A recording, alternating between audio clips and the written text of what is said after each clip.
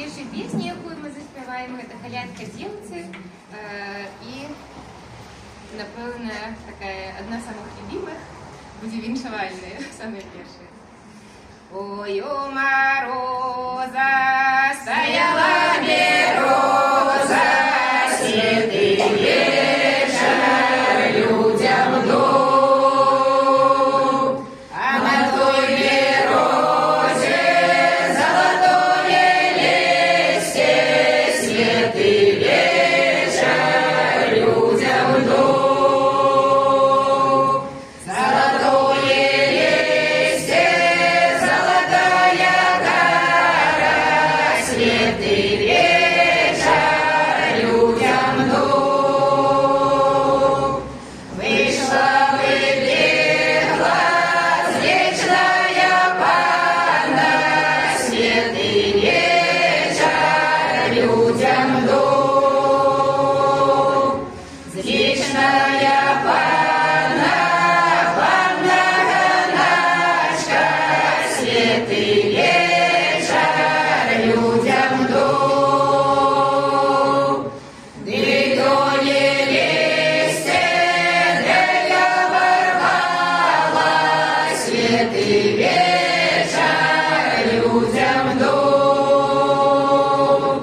Древня ворвала, вроговец слава, святый вечер людям дул. Вышла Лена кружком пирожком, святый вечер людям дул.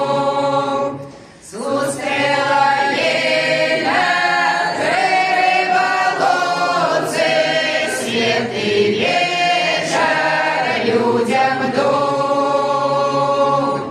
Перший питає, чия то дочка, святый вечер людям дул. Чия то дочка, як пам'яначка, святый вечер людям дул. Другий питає, чия то дочка, святий вечір людям дул.